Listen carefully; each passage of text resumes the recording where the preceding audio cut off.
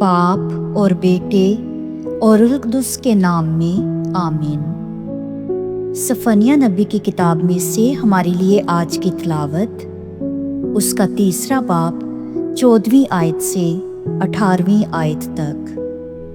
خداوند کا فرمان ہے، اے بیٹی صہیون نغمہ سرائی کر، اے اسرائیل تو للکار، اے بیٹی یروشلم اپنی سارے دل سے خوشی منا اور شادمانی کر۔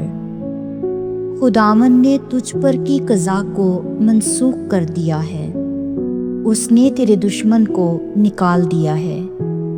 خداوند شاہ اسرائیل تیرے درمیان ہے، تو پھر مصیبت کو نہ دیکھے گی۔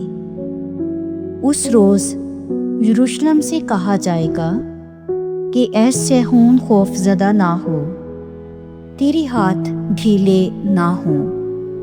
خداوند تیرا خدا تیرے درمیان ہے اور قادر ہے کہ نجات دے۔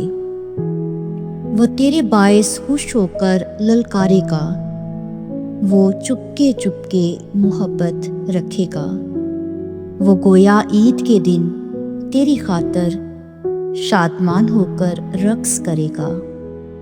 پاک کلام کے پڑھے اور سنے جانے پر خدا کی برکت ہو۔